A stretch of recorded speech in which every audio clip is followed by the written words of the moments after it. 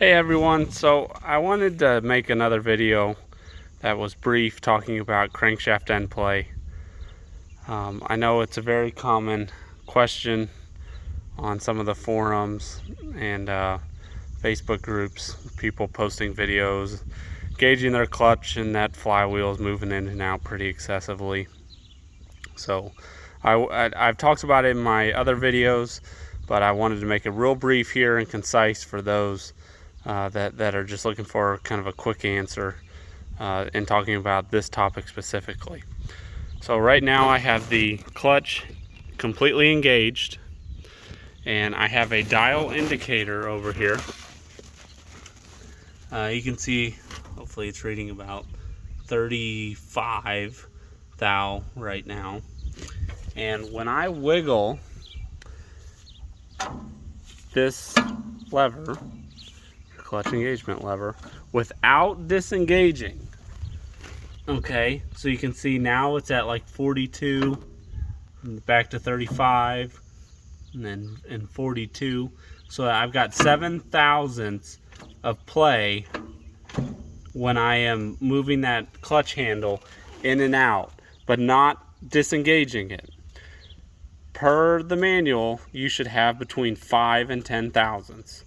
So if you have anything more than 5 to 10 thousandths moving in and out over here, then you've got too much.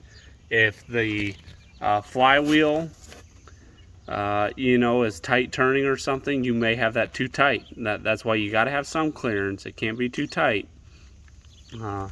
But that's how you want to check it with the dial indicator. Now the manual says to use like the back side of the flywheel or something. To me, it doesn't really matter because it's all reference. And you don't want to spin the flywheel. The flywheel may not be completely true, but just relative, one spot on the flywheel, check that end play and make sure you're within spec. Otherwise you can do damage to some components. To adjust it, real simple. On the older generations of John Deere's, your flywheel bolts are on the back side. Models like the A, B, and the G had special tools that were used to access the bolts from behind. Your later styled series for the, when I say styled, the letter series and up really, but the A's and B's had the bolts on the outside, which was very convenient and thoughtful of them. But the G's, since they were never really updated in their style, the bolts remained on the back side. So you just loosen those bolts,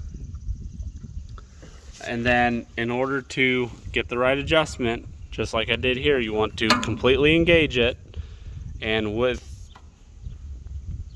it pulled back without disengaging, then you want to push that flywheel in as far as possible. You may need to have somebody kind of hold this end of the crankshaft via the pulley to make sure the whole thing doesn't slide when you push on the pulley. I was having that issue at one point, but go ahead and give it a good shove.